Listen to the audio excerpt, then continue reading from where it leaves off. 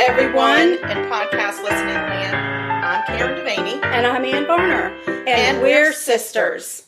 Welcome to Sugar-Coated Murder, where we'll discuss and probably inappropriately laugh about and comment on. Yep, one of our favorite subjects. Murder. Oh, and we love to bake. And why not combine our two favorite subjects? Baking and killers. Karen Devaney, welcome to my home. And Varner, I found my way up here. You couldn't fool me. You didn't move, so I found you. I didn't. The commute wasn't too bad. It was not, and I actually needed help with the commute, so my husband... Get a partner? Yeah, my husband, actually, he's like my roadie. Oh. He comes and brings my stuff I noticed that we had a roadie tonight. We had a roadie tonight, yeah. He did, and it was good because he and Trout had a little moment together. Oh, Trout, when he sees Mr. Michaels, he just wags that whole tail back and forth, back and forth, back and forth. Yeah. Loves him so much. He does. He really does. So, what's going on? Are you doing anything? Actually, I want to tell you something. Okay. I'm going to tell you a couple things. All right. The first one is, I looked on my This Day in True Crime History calendar, and nothing really exciting was happening for today. It was like some dude was born that we don't know. Oh. But so I'm going to pretend like it's tomorrow. Okay. So happy February 25th.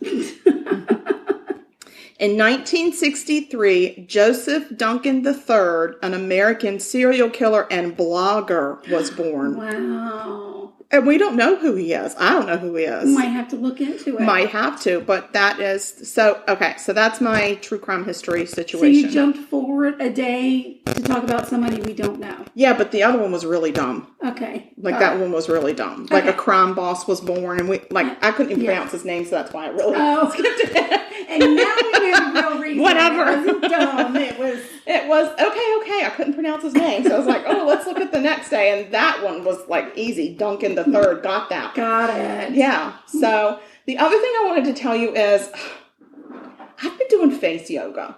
Face yoga. Yes, I have. Wow. For about 2 weeks now, I have been doing face yoga, and I really am enjoying it. Wow. Wow. Yes. Wow. I know. It's supposed to help define my jawline, empty out my lymphatic system, help clear the dark circles under my eyes. Like, it's supposed to help with my number 11, like where you can, plant corn in that crater between my eyebrows. And if somebody wanted to join you in face yoga, where would they go? How would we find this? You could probably look it up. You could Google. Who do you use? I have a couple different people on the TikTok that I use. It's a TikTok situation. It's a TikTok thing. So there is an anesthetician that I use. Her name is Amy, I think. And then there's another, there's a lady, she's really cute too. She's the one that taught me how to use my beauty stone. I have a beauty stone, and there's a name for it that I can't pronounce. So I'm just going to say beauty stone. Okay. But I bought a beauty stone, and I also use that. And so I do some of Amy's exercises, some of this other lady's exercises, and I don't remember her name. And then there's a young girl who talks about some face yoga. And then there's this really cute Oriental lady who has the most perfect skin I've ever seen. And she talks about like some problem areas and things that you can do, but she does a lot of acupressure on your face. Okay. Yeah, and it's about releasing the muscles, because we get wrinkles because the muscles get tense. So we'll work on getting the people's actual names. Yeah, so people can follow them on features about them. Yeah. And then we'll let our followers know in case they want to do... Yeah, well, if our followers get on TikTok and follow me, they can actually, then I will send them... I'll be able to actually send them the links on the TikTok links. Okay. Well, just in case they don't want to follow us on TikTok, we'll get the info for you. Yeah. So I'm loving my face yoga. Yeah. I'm getting so much information out of the TikTok.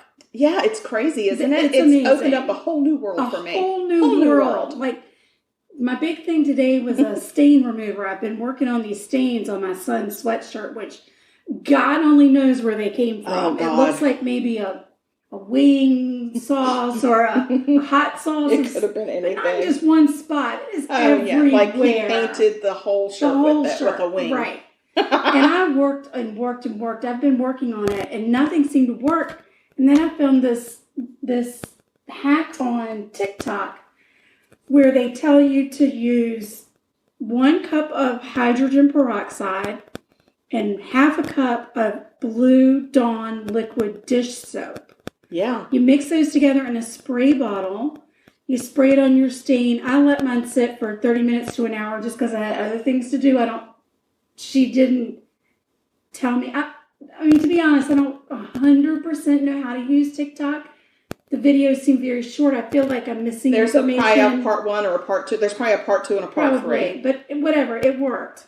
That's awesome. The stains faded significantly. That's wonderful. So I love the life hacks, the laundry hacks, the cleaning hacks, and the life hacks. Let me finish this real quick. So when you're making your concoction, just to make it a little bit easier, when you've got your empty spray bottle, measure out water.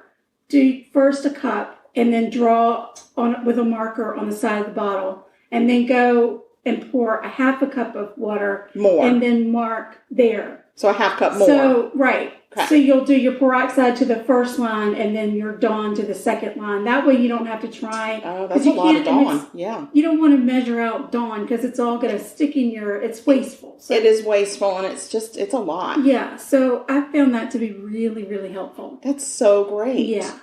Yeah, I love it. There's laundry hacks. There's a guy that I follow that talks about different car hacks, like for cleaning your car or getting the scratches out of your car. I mean, he does a lot of stuff, really cool stuff. So TikTok has opened up a whole new world. And you told me yesterday about a hack that you had seen where to freshen up your bathroom, you put essential oils inside the toilet paper roll. Yes. Well, I don't have any essential oils. Oh. But I do have Scentsy products, and the Scentsy room spray has essential oils in it. Okay. So I just sprayed that on the inside of my toilet paper roll. Working out great. Isn't it wonderful? You get that toilet paper, you just get this waft of just a breath of aromatherapy while you're on the John. Exactly. It's just wonderful. All right, guys. I know that you think this is probably all we have to talk about with this podcast because there's so much information. Oh, yeah. But we actually have other things to talk about. Oh, you're cooking. It's your turn to cook. I did the spaghetti squash. Yes. Oh, God, that was so yummy.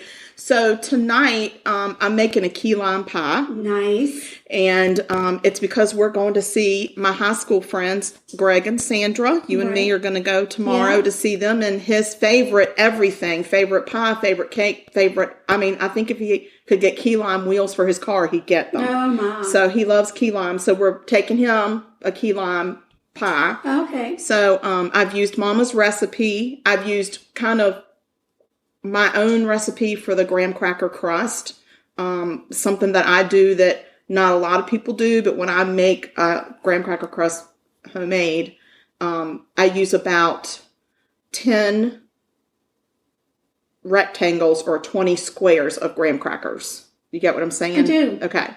And then I buy these, they're little snack cups that you get for kids of little miniature Nilla wafers. Mm-hmm.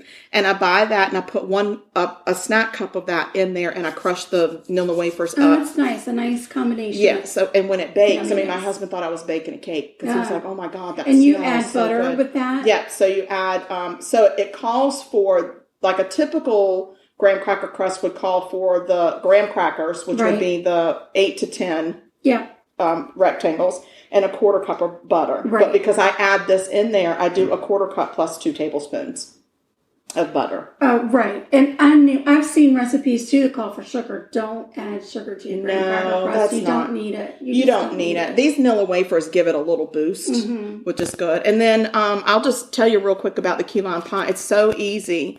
So you take 4 egg yolks. You separate your eggs. You get your yolks. You put them in a bowl, and with a mixer, you mix them on as high as you can until they get fluffy and they turn a lemon yellow. Mm-hmm. So it takes a little while to get there, but you just keep going. Don't give up. Right. And then once they're the right color and consistency, you stop that mixer and then you add in a 14-ounce can of Sweetened condensed milk. Right. Sorry, I almost said evaporated milk, and that was wrong. No. Sweetened condensed milk. So you add that in, you turn your blender on low, mix that till it's just mixed. You turn your blender off. Not your blender, it's a mixer. I'm having a hard time with my words today. So, and then you add, so it takes a third of a cup of key lime juice. Yeah. We use the Nelly and Joe's because it's not summer and key limes are not in season right now. If they were, we would be squeezing them by hand. But we use the Nelly and Joe's, and so it calls for a third of a cup of that. And so when you stop your mixer, you put in half of that third of a cup. And then you turn your mixer on, you blend it again, you turn it off, and then you put in a half a teaspoon of cream of tartar and the rest of your lime juice, and you turn that your beaters on and mix it till it's just blended again. And then you pour that into your already prepared pie crust that has been baked. So when you do your pie crust, you bake it at 350 for about 8 minutes. Right. And then it needs to cool completely. Right. So I cooled it and then I stuck it in the fridge a little bit. It doesn't have to be like stone cold, but I wanted it to be cool. Right. Because you don't want to pour your eggs on top of that hot graham cracker crust because they could scramble. Correct. So then you put it in there. You pop it in the oven at 350 degrees for about 15 minutes. That's where we are right now. I went ahead and did that because the beaters were a little bit noisy. So we just said, let's just get the pie in the oven. And so when that comes out, so you're looking for it to be dry and firm in the middle. Okay. So that's what we're looking for. All right. And then And this, by the way, is not a recipe you can find online. Mom spent many a moon getting this recipe just right. Yes, and she does a meringue on hers, which we adore. We love meringues. But Mr. Greg, he's a little finicky and does not like meringue. So I am going to take it and do a homemade whipped cream. Perfect. Which is so easy. That's Excellent. Just like heavy whipping cream. I'm so glad that I'm on this trip and I get to taste all of these things. Yeah, so anyway. My question, though, is did you happen to make a tasting pie? Yes, I did. Oh, good job. I made a little ramekin with just a little bit. Perfect. So that we could taste it. Yeah, because we don't want to serve bad pie. I would never. Oh, my gosh. I would never. No. So anyway, hopefully Mr. Vicks pie is going to come out primo, and hopefully Mr. and Mrs. Vick are going to enjoy the pie together. Yeah. It's not her favorite pie, but she does enjoy it. And they did just recently get back from Key West. Oh, well. So he's kind of on a key lime high right now. Right.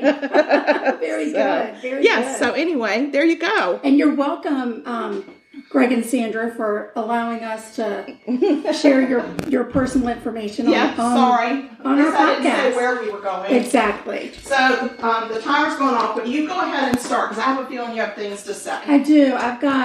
I have a murder, and I'm going to tell you, this case is the scariest story that I've ever read in my life. Don't freak me out. Ever read in my life. Don't freak me out. Hold on to your horses. There's a lot of information. There are a lot of twists and turns, but you're just going to be as scared as I am about this case. Okay. Well, all right. I just took the pie out, and I got to tell you, it's gorgeous. Oh, nice. It smells delightful.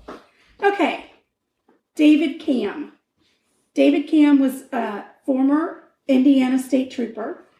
He had spent over 10 years on the force, and he was ready for a change. So he left the force and started working for his uncle, who had a company that does, he still exists, foundation repair. Okay. And they also go in and seal basements for people that need basements sealed. David was married to Kim. They got married in 1989. 4 years later, they had a little boy named Brad. Aww. 2 years after that, they had a little girl named Jill. Brad and Jill. The Camms lived in Georgetown, Indiana. Little small town. Yeah. Family lived across the street. Just everybody knows everybody, small town. September the 28th, 2000. Mm-hmm. David goes off to play in a weekly basketball game with his friends at around 7 o'clock. Mm-hmm. When David returned home at around 9:30, I think it was like 9:34, the game ends at 9:30, he's about 4 miles away. He pulls up in the driveway and he notices what looks like blood on the floor of his garage. Ooh. And what looks like a body. on the floor. So he hops out of his truck. He runs into the garage, falls to his knees, and sees that the body and blood belong to his wife, Kim. Get out of here. He checks for a pulse. Nothing. She had been shot in the head, and her pants had been pulled down. That's naughty. He looks over at the family vehicle, which was a Ford Bronco, which was parked in the garage, and he can see his daughter, Jill, who was 5, slumped over. No. He runs to her. Jill is also dead. Oh, my God. She has been shot in the head. Oh, my God. Then he sees his son, Brad, who's 7. Brad's body is draped over the back seat it looks like he's trying to get away from somebody or get into the back of the car. Oh, my gosh. David touches Brad, and he's still warm. Oh. So he pulls Brad out of the vehicle, and he starts CPR. But CPR is not working. Oh, my God. Just not working. How horrible Brad to have to had do been CPR on your own shot kid. through the torso, and the bullet had actually severed his spinal cord. Oh, no. So CPR isn't going to work no matter how hard he tries. David runs into the house, and he calls 911. Ugh. He tells the operator that somebody has killed his wife and kids. He then hangs up and calls the state trooper's office and tells the dispatcher at the state trooper's office, send everybody you have over here. Everybody. Somebody has killed my wife and kids. Oh, my Send gosh. everybody. And they do. They all come. And as a matter How of does he fact, know that number? I don't have that number. he's a former Indiana state trooper. I missed that part. I'm so sorry. Yeah. He had recently retired, like 4 months prior. Okay. He'd I was been focused on the basement ceiling business. I He'd missed been that. on the Indiana state trooper force for a decade, and then he felt like he needed to change careers, and he went to work for his uncle. So they knew, everybody knew him. Yeah. So the police get to the scene, and they find David in hysterics. Now, because of his connection, as a courtesy to him, somebody actually called his uncle who lived across the street. Oh, wow. And the uncle comes over to see what's going on. Oh, my. Police start to look at the scene. They see Brad on the garage floor. He's laying on top of a sweatshirt. They see Kim half naked on the garage floor. They see Jill in the vehicle. Oh, they see Kim's shoes neatly sitting on top of the vehicle. They notice that Kim's feet are all beat up, which leads them to believe that perhaps Kim had been sexually assaulted. Police secure the crime scene and collect some evidence. They call in a crime scene expert from Oregon, but it's going to take that person 2 days to get in. So they work on sealing the scene and release David.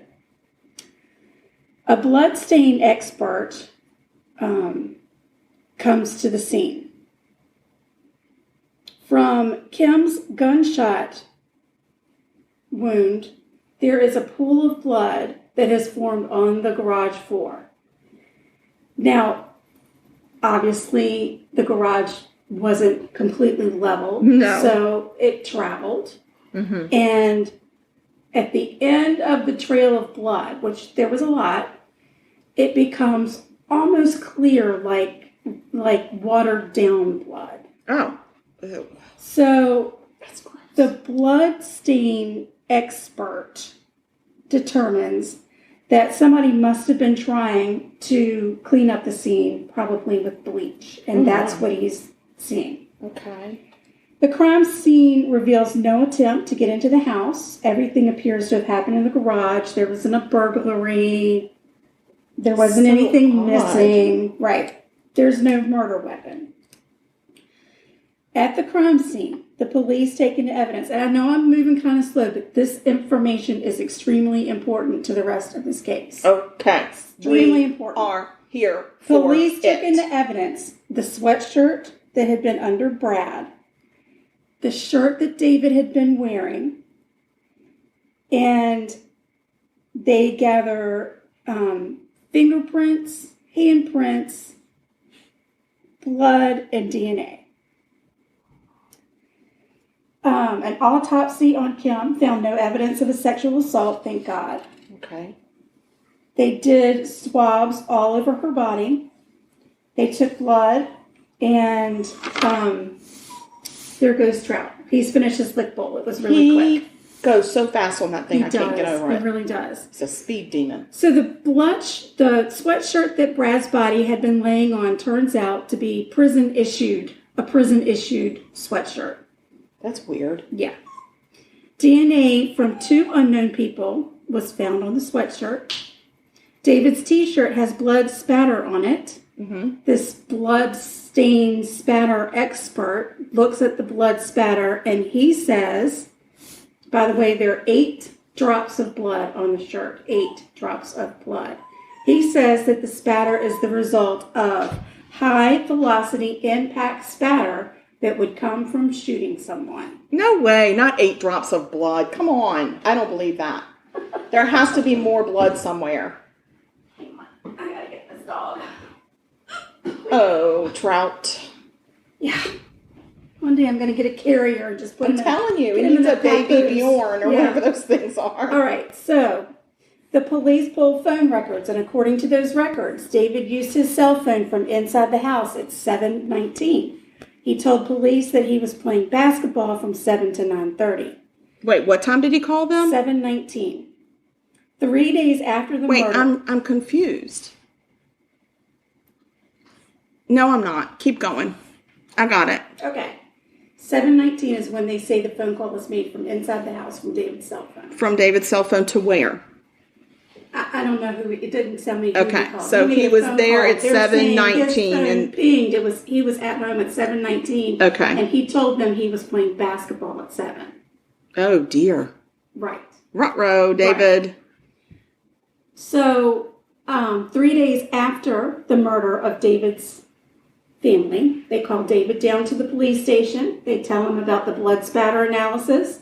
He is adamant. I mean, he is telling them, you are wrong. I know, Sugar, but one thing I've learned doing this podcast is murderers, they tend to lie. Right. And they lie to the point that you believe them and they believe themselves. Yeah. Police at this point believe that David left the basketball game, went home 4 miles away, murdered his family, his wife and his 2 young children, went back to the basketball game and finished the game. Well, I mean, you got to finish a game. And then return home. Just leave that. And police believe because he was on the force, rumors had spread.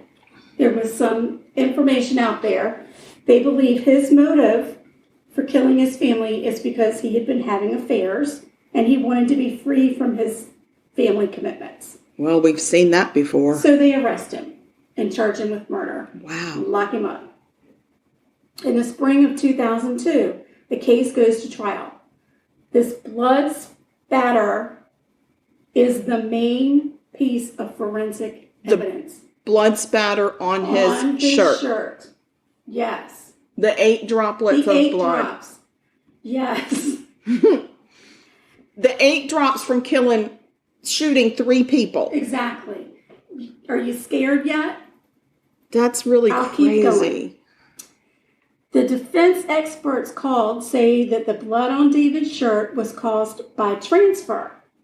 The expert on the defense side goes on to state that if the blood spatter was from a gunshot, there would have been hundreds of droplets of blood. I agree with that guy. Not just 8. All 11 of the men who played basketball with David the night of the murder testified that David was with them from 7 p.m. to 9:30 p.m. and that he never left the game. What the hell is that 7:19 phone call then? Maybe he left a cell phone behind. Around 12 women are brought in by the prosecutor to testify that they either had an affair with David or propositioned by David. And proposition means he flirted with them. Okay. And basically they come in and just rip his character apart. Now, so there's 2 parts of me going on right now that are fighting in my brain. Okay. Because one of me says, just because you are a person who has steps outside of your marriage does not make you a murderer. Right. But there's the other part of me that knows about Chris Watts, the asshole in Colorado that killed his wife and 2 daughters because he was having an affair and wanted a new life and didn't want to get a divorce. Right. And so there's 2 sides of my brain that are arguing. Claims to be currently having an affair. That's fine. Okay. I will say that. There's no a current affair. There doesn't seem to be a current affair. I used to love that show. Prosecutors say that the DNA evidence on the sweatshirt had been put through the CODIS system. Okay. But returned no hits. The case goes to the jury. Where the hell did that sweatshirt come from? And they find David guilty of murdering his family. Okay. He is sentenced to 195 years in prison. In August of 2004, the Indiana Court of Appeals overturns the conviction. The court felt it was unfair of the judge in the first trial to allow 12 women it is excessive. To essentially assassinate David's character. I agree it's excessive, and especially that first before they were presented with any other forensic evidence. Right. So, but yeah, that's excessive, and if they don't have somebody that's got a recent affair going, so there was then no I'm just affair to tie into the murder. Yeah, there wasn't anything recent. So, and that was in August of 2004. It gets overturned. The paperwork has to be processed. You know, you get overturned, and then they say, okay, we're going to do a new trial. They have to set the new trial, and then the judge has there's a judge that determines if he will set bail. Right. Or if he will deny bail. David doesn't get out of jail. In November of 2004, the prosecutor refiles the charges against David. Wow. This time his defense team gets to work, and they really, really, really want to know about that unknown DNA from the sweatshirt. Like where this prison issue sweatshirt, it's not like you can just pick that up anywhere. Right. And, it had been a couple years, so they said, hey, can you run it through CODIS that's again? True. Yeah. And let's see if there's a hit, maybe somebody since then. And the prosecutor said no. No, he said no, we're not going to rerun it? Do that. How come he gets to make that decision? So they get a court order. And the court order forces them to rerun that DNA profile through CODIS. Well, guess what? There's a hit. Please say there's a hit. They get a damn match. Son of a... Not only do they get a match, but they discover that the DNA had never been run through the system before. Well, that whole entire prosecutor team should be fired, disbarred, and sued. You would think. That's not okay. That's a man's for life in the balance. Oh my God. His family. Oh my God. Based on. And they never ran the DNA through CODIS when they said they did? Correct. That's bullshit. Right. Oh my God. Are you scared now? That is so scary. And shame on that prosecutor. Shame on all of them. How corrupt. So the DNA belongs to convicted felon Charles Bonnet.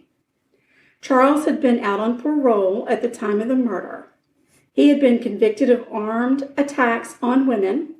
Most of the attacks involved him taking the women's shoes. Oh, he had the shoes on top of the car. And he had a foot fetish. Oh, God. Remember, Kim's shoes were found on top of the car. But didn't you say her feet were all beaten? The defense brings in, no, not the defense. The police bring Charles in for questioning. He says, hey, I know that's my sweatshirt because it's got my nickname Backbone written in it, but I donated that to the Goodwill. I donated it. So I don't know, who had it to go do this. He also said that he didn't know the Camm family, and he said, I didn't kill him. It wasn't me. He takes a polygraph, and he fails it. Oh. But They release him anyway. 2 weeks later, the defense discovers that there was a palm print on Kim's vehicle that was never tested. What is wrong with people? This is not okay. I have such a problem with this. They test the print, and it belonged to Charles. Charles Bonet. Charles Bonet. March 4th of 2005, Charles is arrested. Now remember, David's still in jail. He's still there. He's still in jail because we're still going to trial, right? Oh my God. March 2005, Charles is arrested for the murders. The charges against David are dropped, but within the hour, new charges for murder and conspiracy are filed against him. What? And David is rearrested. What the hell is happening? Yes. Prosecutors now say that David and Charles had been working together to murder David's family. Are you kidding me? When Charles gets wind of this, he goes back to the police and he says, hey, listen, I met David at a basketball game. Now, this whole trial has been made public. Of course. Everything, it's been in the news, it's in the media. Yes. So Charles knows. He knows what's up. There. He says, I met David at a basketball game, and he asked if I could help him get a gun. And I said, yeah, I can help you do that. So he said, I went and met him at the Camm house, and I handed him that gun and that sweatshirt of mine, that old sweatshirt. He originally said that he didn't know that family at all. Mm-hmm. He said he stayed outside while David went into the garage. He said he heard 3 gunshots, and he also went as far to tell them he heard the little girl Jill yell, Daddy. He said he went into the garage and looked in the car, and that's where he put His palm print. He said he left the sweatshirt, got in his car, and left, saying that David had turned the gun on him. He's explaining away his connection to the crime scene. Oh, my God. January 17th, 2006, they go to trial again. David's defense team fights like hell. Of course. To have his trial moved 100 miles away to Lebanon, Indiana, because there's been so much media attention. You can't pull a fair jury. Exactly. And they had to fight like hell because the prosecutor wanted to try Charles and David together. Oh, my God. And his defense team said, no way. No way. Wow. And they won. They actually won good for him. To get moved and not tried together. Mm-hmm. There was no phone call, no witnesses, nothing that linked Charles and David together. Yeah, just the word of a convicted felon who has a foot fetish and has beaten up women before. Exactly. And taken their shoes. And it's because of this, there's no connection. David is acquitted of the conspiracy charge. Okay. At the same time he's acquitted of that charge, Charles is convicted of the murders. And he is sentenced to 225 years behind bars. Oh, I like that sentence. That's great news, right? I don't know. Really good Something news. tells me there's like a big ass bomb about to drop on my head. Yeah, so now we got to do the murder trial for David. Yeah. His defense team, they talk about the blood spatter on his shirt. The 8 drops. Right. They point out that there was blood spatter. There was no blood spatter on his shorts. So what's up with that? They have an expert testify. On his shoes. Like that would be all over you. Exactly. They have an expert that testifies that blood transfer, there was a blood transfer on the shirt and not velocity blood. The expert says there was no bleach used to try and clean up the crime scene, but what had happened is when the blood is exposed to air and sits for a long time, it separates and a different liquid comes out. Ugh. So it was separated blood that was breaking down, which is a normal process for blood. Not bleach. It was not and they bleach. didn't smell bleach. No. You would have smelled it. No. The expert said that the separated blood is actually evidence that the murder occurred later than what was reported. The 11 friends of David's come back and testify again that David had been with them the entire time. The phone records that originally showed that David had made the phone call at 7:19, the company came back and said, we made a mistake. We didn't take into account the time zone. Oh. That call was really made at 6:19. Holy crap, look at all these errors that almost cost this man his entire life. They talk about Charles and his DNA. They ripped the prosecutor's case apart. Good. Well, that's the dream team right there, whoever So he had. the affair testimony was inadmissible because it had been thrown out with the other one. But this time the prosecutor says the reason David killed his family was because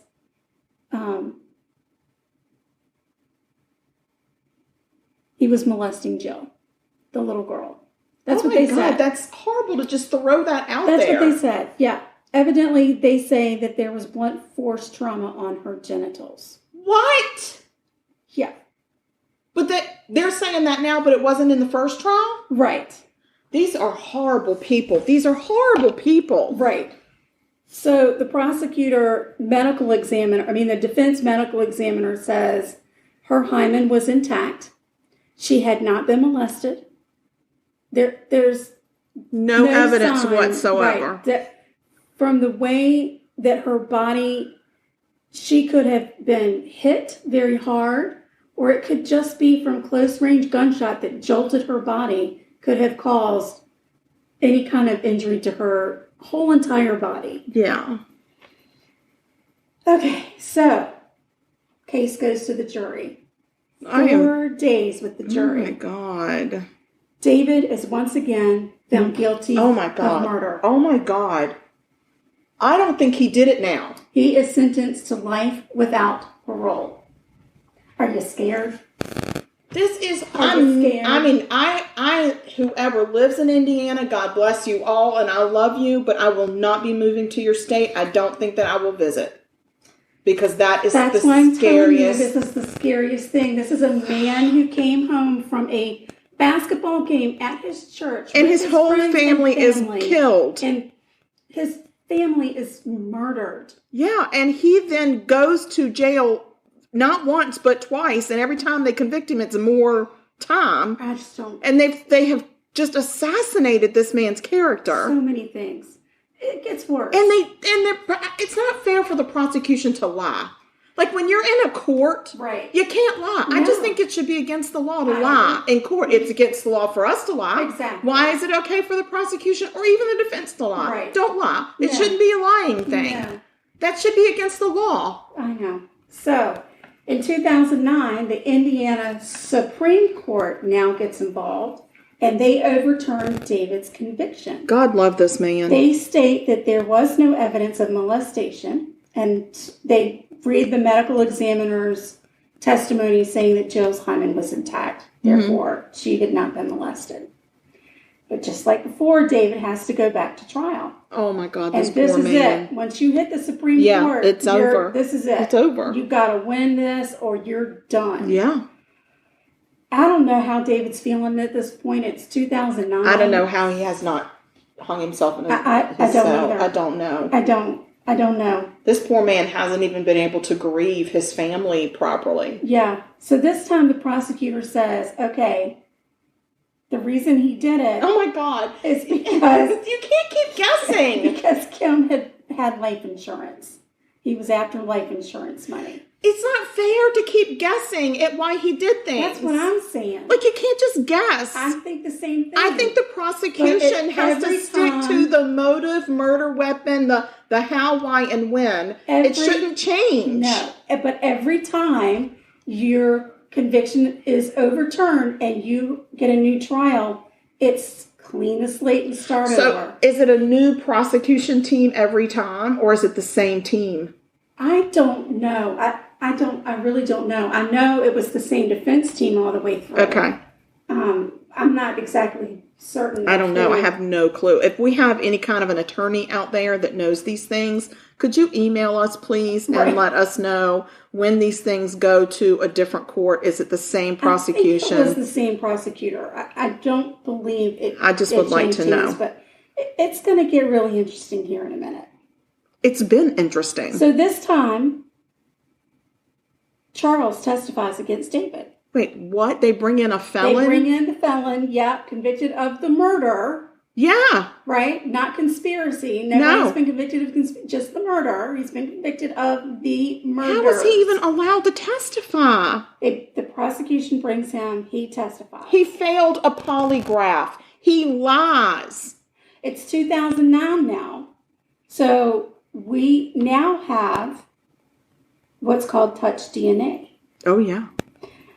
So the defense team says, I want you to swab her body. This poor woman is probably not in the ground yet.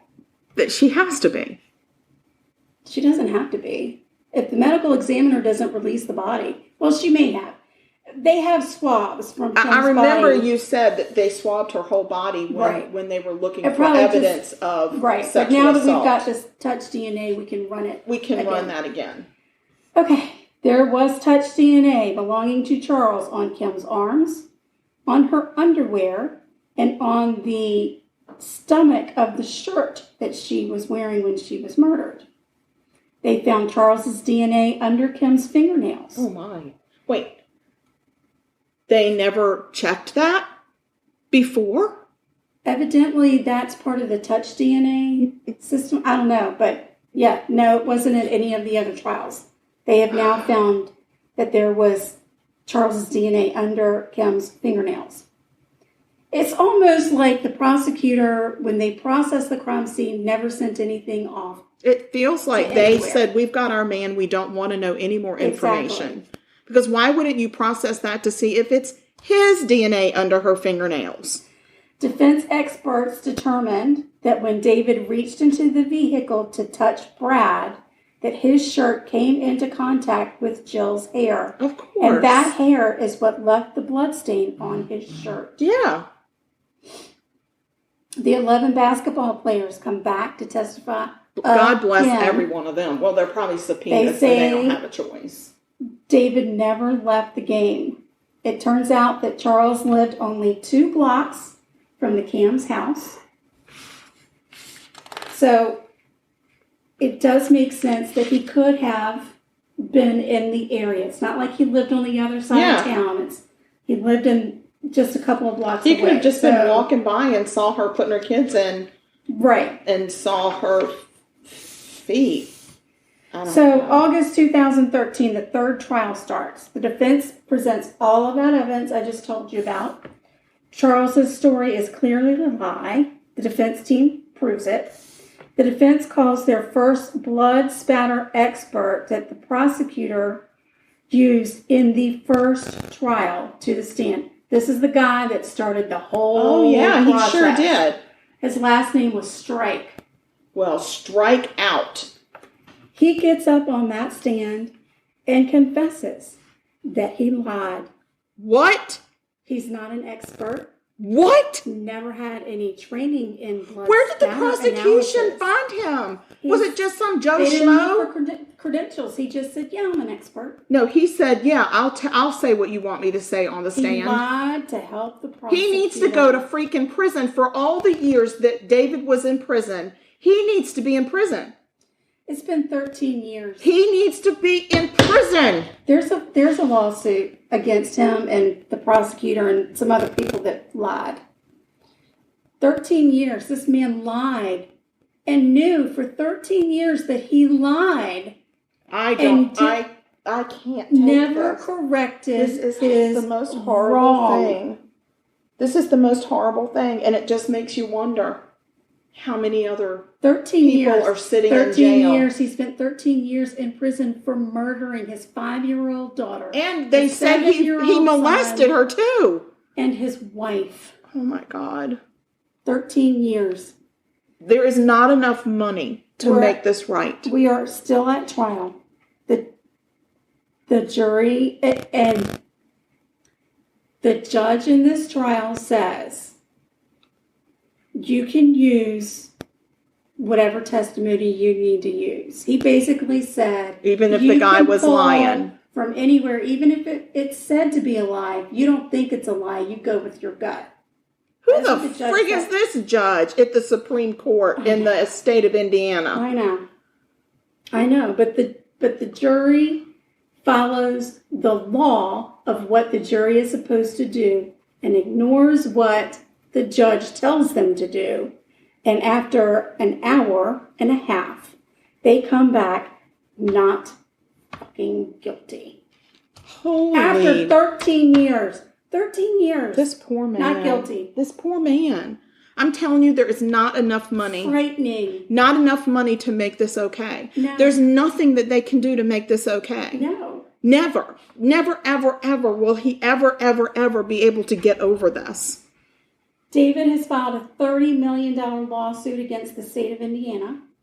I think criminal charges should be, that guy perjured himself for his credentials. Yeah. And the prosecution should be held liable for this bullshit that they're putting out there.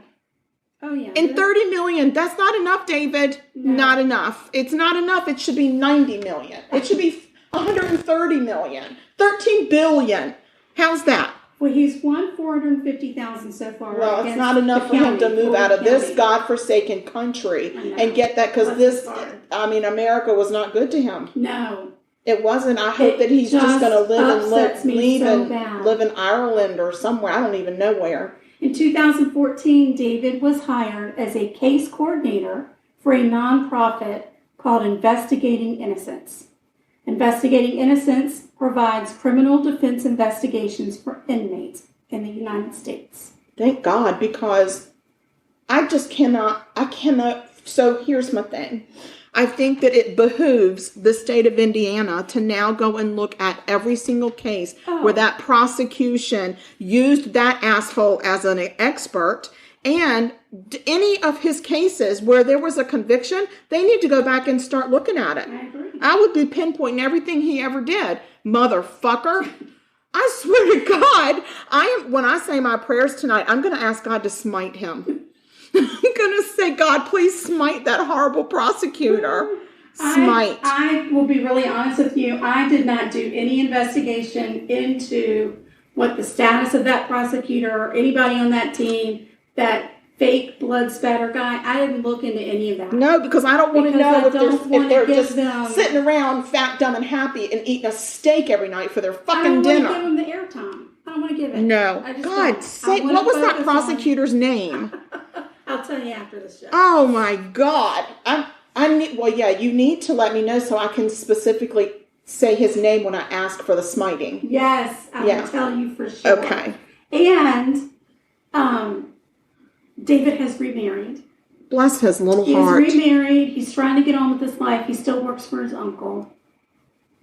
But this case is truly the scariest case I've ever heard about in my life. That's horrific. He just came home and found his family murdered and spent 13 years behind bars, wrongfully convicted of their murder because one asshole decided to lie about blood spatter. I know, but also the prosecution lied about a whole lot of shit. They lied about sending the evidence off. They didn't send anything off. They didn't send anything off. Nope. Like, that's just such bullshit. Oh, yeah. It's terrible. Oh my God, I'm so mad. I know. I'm so mad right now. I am so upset. Maybe we should be drinking. Oh, no, I don't think we should drink. But I definitely think we should pause and let me just take a moment. All right, we're going to pause, let her calm down. Because, guys, I'm so upset. Somebody from Indiana needs to get in touch with me. I don't even, no, don't. Yeah, somebody just do something. Somebody do something. God has to smite him. Okay, hold on. All right, guys, we're back. We're back. I got some water. My blood pressure, I think, is through the roof right now. I can't get over this. I'm taking some deep woo-saw breaths, but I don't know if it's working. So if you want to learn information about that murder debacle, on Oxygen, there's a new series called Framed by the Killer. Yeah. So that's where I got that story. A lot of the information, though, came off different websites news, like local Indiana newspaper articles and stuff like that. So, you want more? Google David Camm. You'll be able to find all the information you need, including the prosecutor's name, the blood spatter dude's name. And then when you say your prayers, you can ask by name for God to smite him. Exactly. All right, so we decided, since the pie is out of the oven, that we would go ahead and taste. I made a little taste pie, so we'll go ahead and taste that so that maybe some sugar will calm my ass down. Because I'm so upset about this story, I don't know what to do. I know, it's scary. Yeah, completely scary. All right, here we go. All right.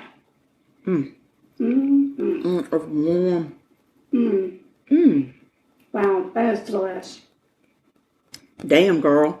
I mean, damn me. Nicely done. Thank you, sugar. I believe that Mr. and Mr. Mrs. Gregg will be happy. All right, so. I can't really call him Mr. Gregg because that makes him sound a lot older than me, and y'all are not that much older than me. We'll see. I don't call him Mr. Gregg to his face. Right. Like, that's dumb. Right. All right. Do you have a murder? Do you want to talk about something? I want to talk about. Discuss? Would you like to discuss some crime? Murder me up, girl. Murder me up. Here is the crazy thing. So you and I never talk about the murders. We just say, this is the state. I'm going to stay out of this state. Yep. So I'm going to tell you about a girl named Kim. Okay. What was your lady's name? Kim. Yeah. Isn't that crazy? That is insane. So I'm going to talk about Kimberly Jo Medlin. And she was from Monroe, North Carolina, which is about 35 miles southeast of Charlotte, North Carolina. It's in Union County. Okay. Kim was a young married woman in her late 20s, and she worked as a waitress in Charlotte at a bar. And when she had moved to Charlotte, she was working at a bar, and she met a guy, and they fell in love. Aww. They got married, and they moved to Monroe. Okay. So Monroe is about 35 minutes from Charlotte. Okay. I've never been to Charlotte. Have you been? Oh, like when I was in college. Okay. So I went home with the girl that I was in school with for her one of her debutante balls. Oh, gotcha. So she was so she kept waitressing even though they were in Monroe. So Monroe was a pretty small town back in the 90s. Kim was working hard to save up money to pursue her dream of buying a horse farm. Oh. Her husband, Bridger, which I think is a cool name, he believed in her dreams and fully supported her. They talked a lot about the farm that they would share one day. So eventually they purchased a small farm and they added 3 horses and a goat named Oscar. Both were very busy working to make ends meet. Kim started working for the livestock circuit, and she also got a new waitressing job at a men's club in Charlotte, North Carolina. She was a cocktail waitress because she could make more money. She was a cocktail waitress? Yes, a cocktail waitress at a men's club. At a hotel bar? That much is true. Come on, you remember that song. Yes. Yeah, I got it. Don't you want me? Right? Yes, that is very true. I mean, it's yes, at a cocktail bar. Yeah. That much is true. Yeah. Woo, look at us. Okay, so yeah, that's Kim. That song must have been about her. I think it was. Okay, so like I said, she's working as a cocktail waitress at a men's club, not at a hotel bar. But originally it was at a hotel bar before she met. Cocktail bar. We said hotel, but it was a men's club. Okay, cocktail bar. Right. Whatever. So also, Bridger works a lot. He works a lot of late night gigs as a DJ. So he's trying wiki. Yeah, he is. He's a wiki. Okay, so on March 28th, Bridger was working a prom in South Carolina. Kim was working late that night at the men's club in Charlotte. She had a very long and late night. They both did. So they agreed to keep in touch throughout the evening. So as Kim left work around 2:30ish in the morning, she called Bridger to say that she was leaving. And he told her he was almost home and would call him when he got home. And so at about 2:45, Bridger calls Kim to say, hey, I'm home. And she said, hey, will you check on one of the horses had been sick? And she said, will you go check on the horse for me? Sure. And he said, sure, where are you now? And she said that she was about 15 to 20 minutes away. And he said, okay, I'll go check on the horse and then I'll wait up for you. So he goes, checks on the horse, goes inside and dozes off on the couch, which, it's in the wee hours. And he wakes up and notices it's a little bit before 4 a.m. and realized that Kim wasn't home. Mm. Now, she had said she was 15 to 20 minutes away at like 2:45. So she should have been there. Oh, dear. So he calls her cell phone. It was actually at exactly 3:59 a.m. He calls her cell phone and a police officer answers her phone. Oh, no. The police had found Kim's Jeep pulled over on Old Charlotte Road, which was her route home. And the Jeep was still running. There was a cell phone and a purse on the front seat. And the driver's side window was rolled down. That's bad news. Kim was nowhere to be found. That's even worse news. So, and also, there was no driver's license. Like there was no driver's license. Right. That's odd. Isn't that odd? So, well, I don't know. I mean, if you ever watched that, what was that? Live PD. Live PD. Nobody ever had their license. I've always got my license. Me too. I don't know what in the world people are doing out there. I don't either. So, so Bridger decides he's going to go meet the police at the scene. But first he calls his in-laws, okay. Kim's parents, and he's in a panic. He's screaming and crying on the phone. They can hardly understand what the hell's going on. And he says, Kim is missing. They found her car and she's missing. And they're like, oh my God, go. And he said, I got to go meet the police. I'll be in touch.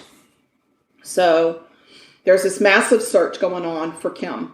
Right. And this was on a Saturday. Actually, it was started out as a Saturday and it goes into the Sunday, and that happened to be Easter Sunday. Oh. So around 6:30 p.m. on Easter Sunday, which was March 30th, Kim's body is discovered in a wooded area at the end of an industrial road. Oh. Her remains were partially covered with brush, a pallet, and some roofing shingles. Oh. Her bra was pulled up over her breasts. Her sweatshirt was inside out and tied around her arms and wrists behind her back. Good heavens. She had abrasions on her knees that indicated that she had fallen on pavement, which means that she was most likely running away from something.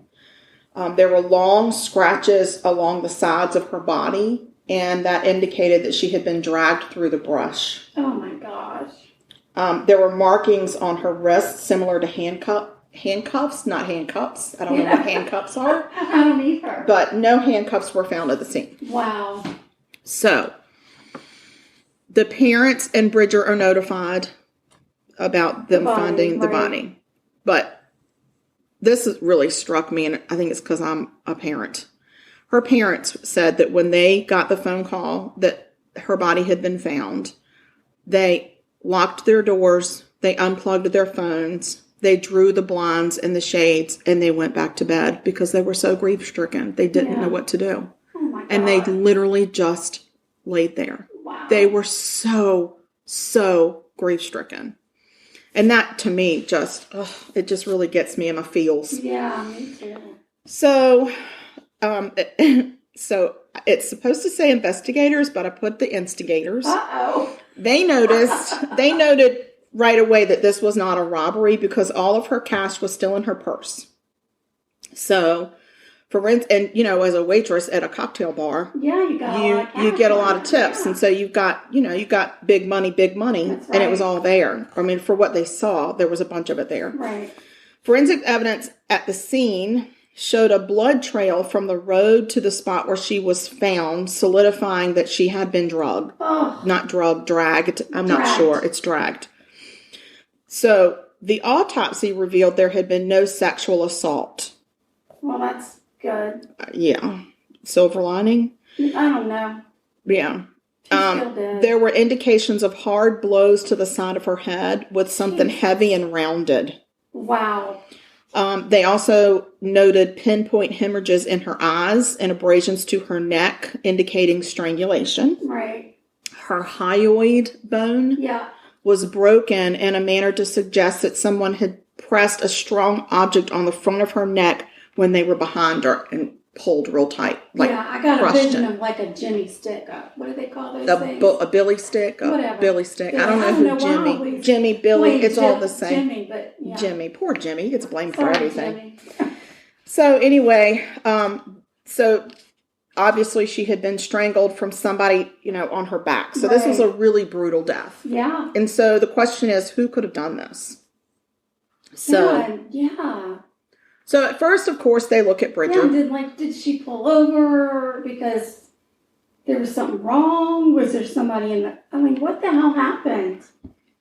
What happened? And, she literally was 15 to 20 minutes away from her house. Right. So. What happened? Exactly. So, of course, they look at Bridger first. But the cell tower records put both he and Kim exactly where that he said they were. It pinged and it matched exactly what his story was. So it wasn't him. He didn't do it. They cleared him. It was not him. I'm really glad. I am so thankful after your story that they cleared him so quickly. Yeah, me too. Gee whiz. Bridger, honey, I hope you're counting your lucky stars today. He did mention to detectives. He mentioned to detectives that 2 weeks prior to this event, as Kim drove home in the early morning hours, 2 men in a car tried to run her off the road. Oh, no. So there was a police report filed, and they went and looked at the police report. And that's why it's important to always have a police report. Yes, so that they can... Something like that happens. Yeah, exactly. They can go, oh, yeah, that's true. So they were thinking maybe whoever tried to run her off the road went back for her. So police start trying to track down that lead of whoever it was 2 guys in a car. Right. So they're trying to figure out who that could have been. So in the meantime, Kim is buried and 1,500 people show up to honor her. 1,500 people. You talk about you never know the lives that you touch. Right. This is a 27-year-old girl. 1,500. Yeah, I don't think we're going to get 15 at my funeral. I mean, we're going to have to get invitations and maybe offer a door prize. I would like to have 1,500 cupcakes at mine. Oh, I would too. Me too. Well, maybe that'll draw 1,500 people then. Well, then you can just tell, we have 1,500 cupcakes. Exactly. Well prepared. Yes. So, her parents at that point were still barely functioning, and the mom said that it was just her friends, her family, and her church were literally holding them up. I'm sure. They were feeding them. They were sitting with them, taking care of them. It was crazy. So also, in the meantime, lots of witnesses start coming forward. Oh.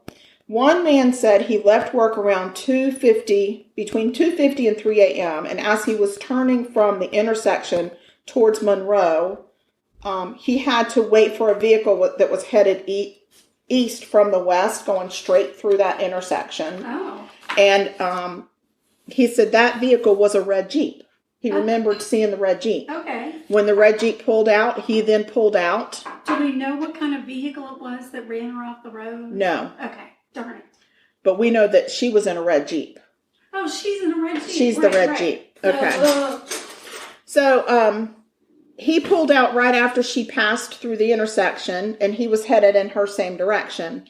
And then he noticed a westbound vehicle, okay, So it's coming from the other direction. Really bad. I'm like really bad. If I'm sitting on the road, I don't know if I'm going east or west. Well, she's going east. And so if this is a westbound vehicle, just know it was going in the opposite direction from her. Okay.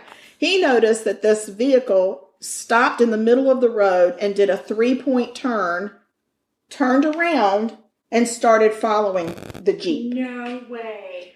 So he also noticed, this is what he noticed about that car, because then that car gets between him and this red Jeep. And they're not close follow. It's a country road. She's zipping along. Right. You know, he's, so it's not like they're all right next to each other or like right behind each other. Right. There's space, but he did notice this car, and then the car pulls off, and then he can see that car in the distance. So this is what he noticed about that car. He said he noticed that the car had blue reflective tape on the rear, and it had a whip antenna. You know what that is? Like the big long antennas. Oh, yeah. You know what I'm saying? They whip around. I didn't know that's what it was called. Yeah. But it had a whip antenna on the trunk. He also noticed some kind of lights on the roof. Oh, my. Of this car. And he could make out the letter P on the trunk, but he couldn't be sure that the letter P was part of the word police. Oh. He couldn't be sure that was a police car. But he did see some blue bubble lights. Oh, dear. And they actually activated on the roof, and so he was like, oh, I guess they're pulling the red Jeep. And about that time, he turns off to go to his house. What year was this? Can you remind me? Yep, it was in, I want to say it was in the 90s. Okay. Like 97, 98. All right. That makes sense. Because back then, you know, that may have been on his car. Yeah, absolutely. I'm not saying it was a police car. I'm just saying. It could have been, but it could also be a CB person with a big whip antenna. Right, or somebody was impersonating him. Well, and they did think that they had what they called a blue light bandit. Oh. They did have a couple of those that had been, one had been arrested and was in jail at the time, but there was another one still at large that had pulled over women impersonating police. God, that is so scary. I know. And this is an old highway. Yeah. You know, it's not well traveled. It's kind of a country road. Oh my God. So he turns off and heads home.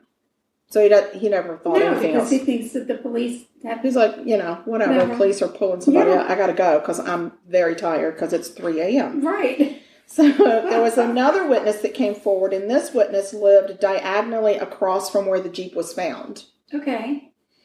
And he said he was awakened by blue lights flashing in his window around 3 a.m. Okay. So they're like, okay, then a police officer must have pulled her. Yeah. Pulled this red Jeep over. Another witness said he was driving his girlfriend home around 3:10, 3:15 on Old Charlotte Road, which is the road that we're talking about. He observed a red Jeep Wrangler parked off the side of the road. He remembers the lights were on, but saw nobody in or around the Jeep. Right. But you know what? It's 3 a.m. I ain't stopping. Yeah, I mean, they could be puking in the bushes because they're drunk. Or you don't know. Broke down. Right. They're walking somewhere. You right. don't know. You don't know. So, and then he said, so he was driving his girlfriend around at home. So he said, it could have been Michael Myers, for God's sakes. Could be a trap. You don't just pull over. You don't. So then on his way back home, 20 to 25 minutes later, because now he dropped his girlfriend off, 20 to 25 minutes later, he goes back, and the Jeep is still there, still the lights on, still nowhere, no one around. But he said, I kept going. Yeah, I'm playing. So he went home. So Captain Simpson of the Monroe Public Safety Department found Kim's Jeep around 3:45 a.m. The Public Safety Department, okay. Well, he's a police officer. That's what they called it. You're right. In Monroe. I don't know why. So he actually is the one that found Kim's Jeep around 3:45. He was on duty. Okay. Her car was pointed east, off the road, running, lights on, no sign of a struggle. The purse and the cell phone were on the seat, and her billfold was laying open. Oh. And there was cash in it. There was a checkbook in it. Right, there but was not the license. Right. There were credit cards in it, and there was no driver's license. This is not looking good. Not looking good, and it's kind of creepy. So, and that's when her cell phone rang, and he answered it, and it was her husband, Bridger. This is why we're no longer going to be driving at night. Ever. No, we're not alone. We're not night doing anything. No. We're not night doing. No. No more night doing, guys. Grab the elevator. Yeah, that's it. And that's with my roadie. Exactly.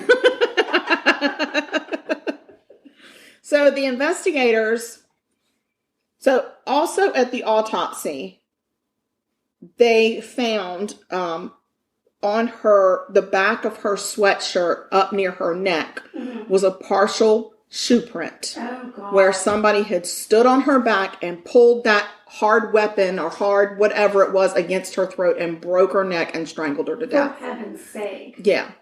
And so they start to focus on that shoe print. I would too. So the heel part of it was very defined, very well defined. And I know because I have a husband who teaches forensics. There is actually a database, a national database of shoe prints. Nice. Of shoe prints, soles, when that was created. patterns, manufacturers, everything. Just like the tattoo. The Yes. tattoo database. Yes, it's crazy. So they start looking at this shoe print and they decipher that it is a men's size 8 Clarino shoe. Okay. It's a size 8.5. Sorry. That's a little foot. It's a little, I'm just saying that's a little foot. So those shoes were the shoes issued to the Monroe Police Department. Damnation. Ugh. Records from the shoe store that carried the shoe indicate that the only police officer on the force that wore that size was an officer named Josh Griffin, and he had been issued shoes like that. Damn it, Josh. So they go and talk to Officer Griffin, and they said, "Where are your shoes?" And he said, "Well," I gave him the goodwill. He didn't. He said, "I had to dispose of them a couple of weeks ago because I had worked an accident scene where battery acid had leaked onto the road, and I stepped in the battery acid, and so I had to get rid of the shoes. And so I just threw them out." Of course you did. But another officer that worked that same scene, he corroborated. Whew, that's a hard one tonight. That's a hard one. I have a hard time with that one. Yeah, I say that better when there's bourbon. Yeah. Yeah. So he agreed that there had been battery acid at the scene of that accident, and they both worked it. But he said he asked Josh Griffin at the scene if he had stepped in any of the battery acid, and Josh said no.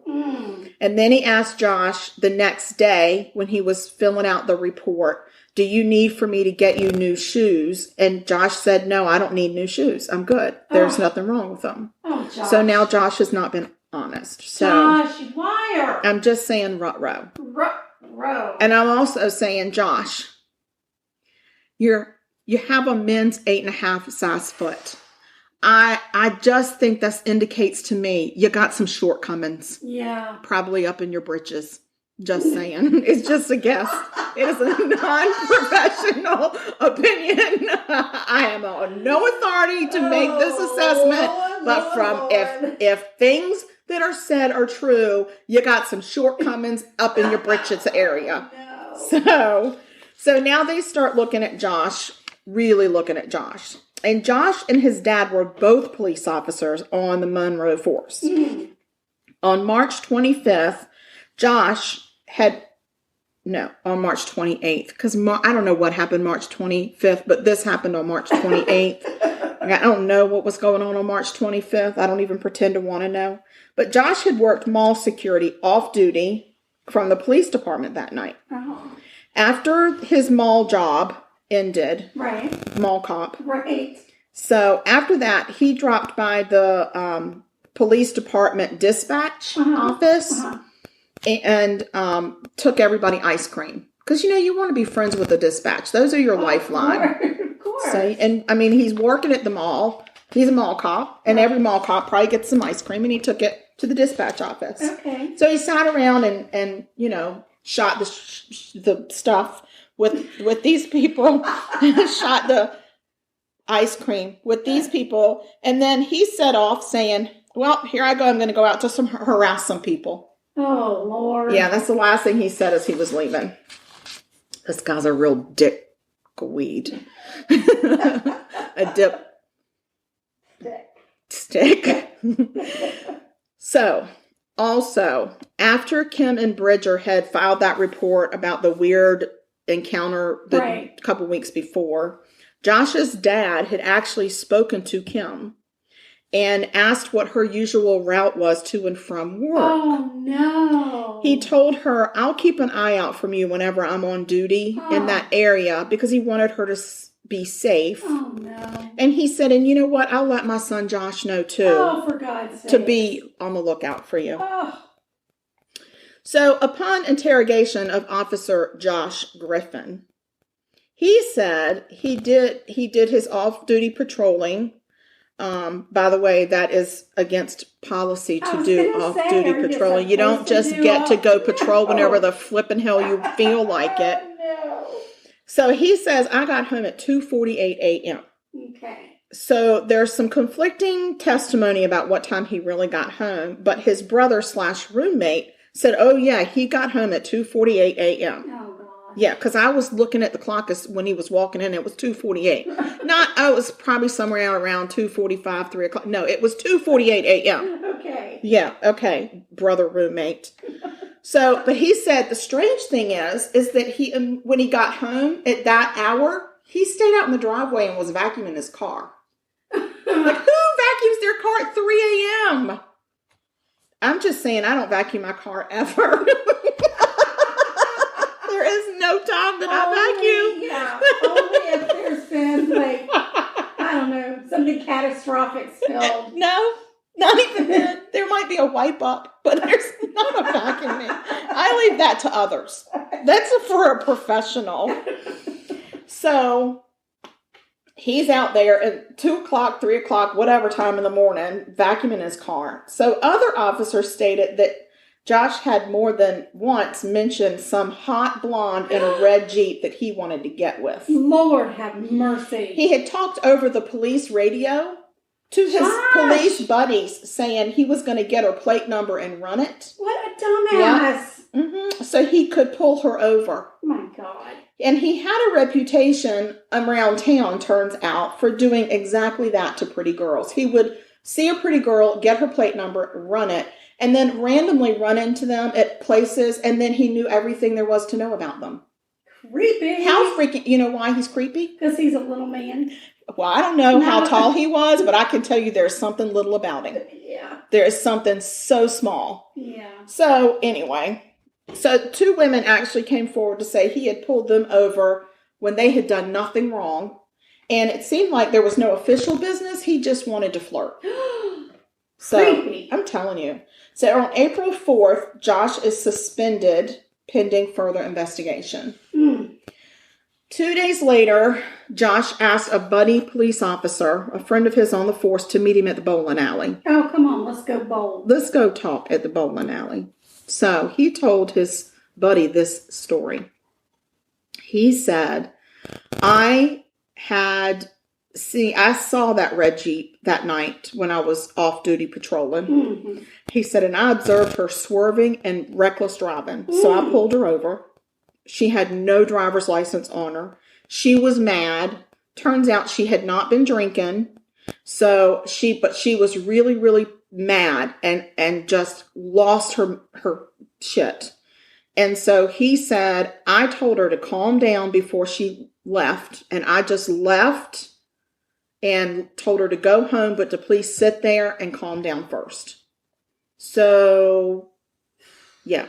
He also mentioned he was a little nervous because earlier that same day, he happened to be out on that industrial road and had pulled over to urinate. Oh, so they might in the brush. Tiny penis pee-pee. Yeah, it was probably like little droplets. So, and he thought he might have left the cover to one of his tools out there. Oh no! Not, so he was kind of tool cover. He was kind of nervous, but this is just him talking between two friends. Just my buddy. That buddy hightailed it right back to the police chief. Good, yeah, because I'm sure he's probably like, dude, you're just as creepy as you've always been. Yeah, exactly. You little penis boy. Sorry, but Josh has a little penis. Tiny tot. Tiny tot. Yes. So he's like the little tidy bowl man. Tiny, teeny.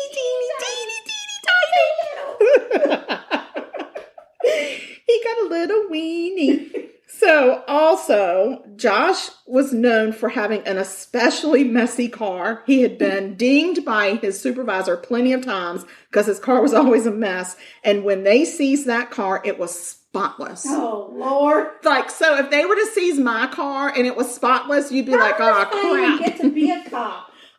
You know what? It's Mayberry. I don't know. I think his dad was a cop and well respected. And they were like, oh, well, the apple can have fallen far from the tree. Come on over. So they probably let him pass on a lot of stuff just because his dad. Evidently, people were just looking the other way. Oh my goodness.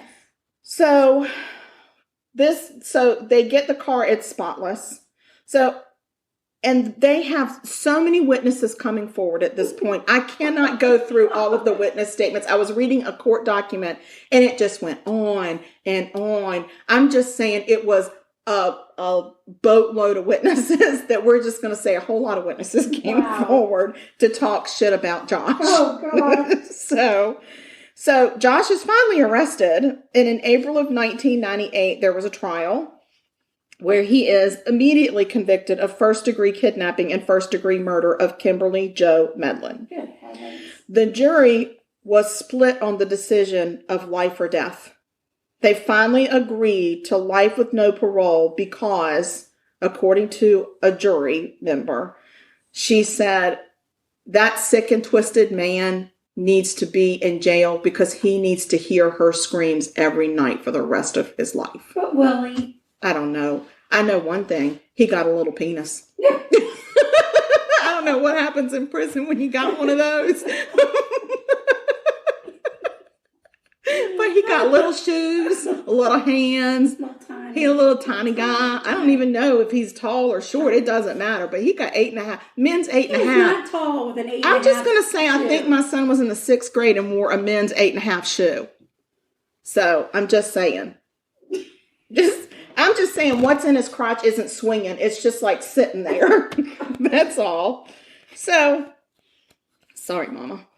So, and children. Anybody who could be well hung with an 8.5. If you are that person, please send us pictures. No. What's the matter with you? Not pictures of that. Pictures of your mind. I'm going to delete that.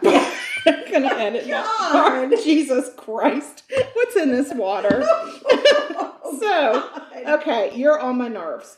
I'm just saying this is out of control. You're out of control. Just listen. Prosecutors surmise, because I love that word. No shit.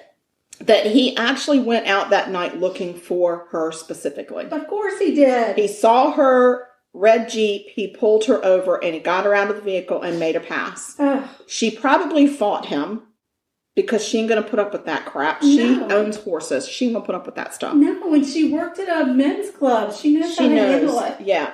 So they think that when she fought him, he cuffed her and threw her in the back of his patrol car. Right. And then drove her down to the industrial road with the intention of raping and killing her. Well, he couldn't rape her because he's too tiny. Well, he never did get there, did he? Because he couldn't get close enough because he got a little teeny tiny wee-wee. Teeny. So they think that at that point she got out of the patrol car and ran, which is why she had the scrape. She probably fell on the pavement and kept running. And then he finally caught up with her, bashed her on the side of her head with his big police flashlight. Oh. That's what they think it was a flashlight. And then stood on her back with that flashlight pressed against the front of her neck and strangled her and broke her neck. Gosh. Then he dragged her through the brush and hid her body under trash and brush. And he denied. Okay. Okay. So he gets life, no parole, right? Right. 1991, right? Does that make sense? Yeah, 1989 is when they did the trial. Got it. 1991, he finally admits that he killed her.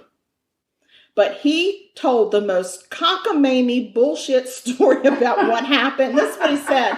There were drug dealers that wanted her. Oh.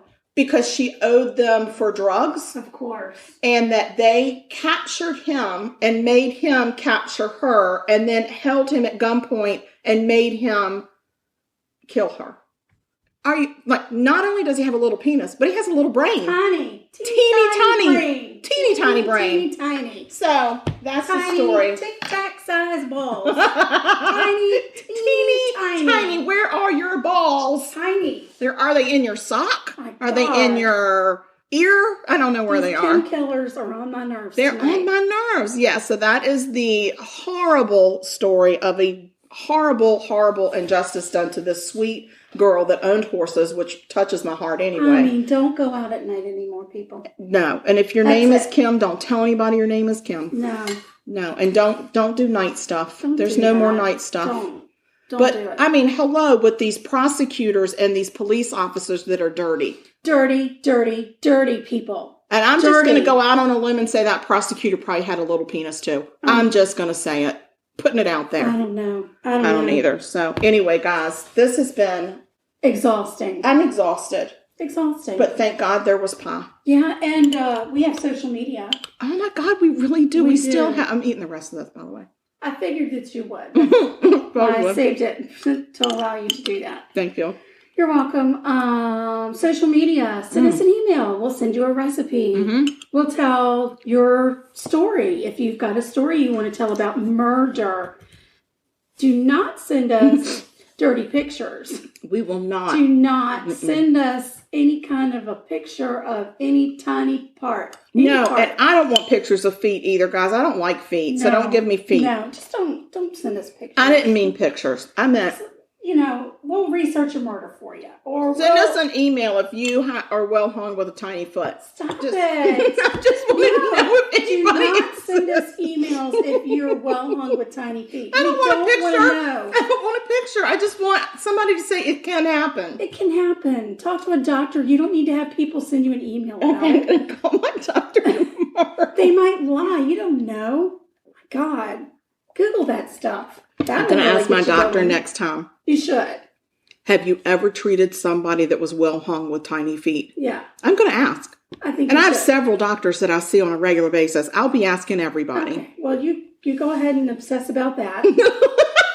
I'm going to move on from it. Okay. Send us an email and ask us to research a murder. Ask us for a recipe. Ask us any kind of thing. Our address is murder.sugarcoated@gmail.com. Yes. And we have Instagram. We do. We're at Sugarcoated Murder on Instagram. Yeah. We're TikTok. We're on TikTok, and I think we're called Sugar Coated Murder Pod, or we could be called Sugar Motor. No. Sugar Murder. It's hard to say Sugar that. Murder. Yeah. We're on Twitter. I don't know. I have no idea what our Twitter handle is, but I mean, we are under Sugar Coated Murder. If you're on Twitter, if you're on, be able to find us. Sugar Coated Murder Podcast. If you can't, send us an email, and then we'll help you figure it out. We'll send you the links because I can send links. A links. marvelous Facebook fan page. Oh my gosh, it's growing and growing. Sugar Coated Murder Podcast fan page. Yes. Oh my god! And we have a regular Facebook page, and that's Sugar Coated Murder. Yeah, it's actually called SCM Podcast. I do know that because I had to copy that into paperwork. That's so weird. It is. And then also, I'm drinking water. And so also we have. And so also. She said that a couple times today. I don't know what's happening. I don't know. It could be sugar because I'm having sugar and I haven't had sugar in a while. Oh, yeah. When we post our podcast online, we usually have a link tree. Throw our link tree in, and that's got all of our links in it. Have you added the TikTok link? Not yet. Everything but the TikTok. Well, it didn't have any of the social media links in it, so now I'm going to add all the social media links. But it's got all the places where you can find us. It's got places where you can buy incredibly cool ass merchandise. Yeah. And you can send us, you can treat us to a spot tea or a cup of joe. A cup of joe, a spot of tea. Or a pizza. Some spot of dick. I don't have a spot of dick. Spotted. A spot of dick. Oh my God. I don't want that. It comes in a can. It's like bread pudding. You'll love it. Delish. I've heard about spotted dick. What else could you do? I mean, just send us money. Oh, yeah, that would be really nice. Or you could just send us email and tell us that you want to be our friend. You could do that. Because we love friends. Yeah. And be on the fan page because that's all of our friends right there. That's all of our friends. And that's where we post the podcast first. Yes. If we have any important news to share, that's where it goes. So, that's right. Sound checks sometimes. Friends. Sound checks get posted there. They don't get posted anywhere else. Exactly. Sometimes some really cool memes get put there. Yeah. And, nowhere else because y'all are the most special. Another thing. If you got a funny meme, you can always send us a message on Facebook. Yes, the one that I posted today was sent to us by a friend. Yes, it was. Our friend Marty. Yep. She's Marvy. Marty, you're Marvy. Okay, well, wish us luck. We're going to be traveling to our friend's house this weekend and staying with them. Hopefully, fingers crossed that they like the pie, but we will definitely let you know, and I'll take a picture of it when I serve it. Yes, and we hope that you will stay sweet. And don't murder. Because if you kill people, we will talk about you.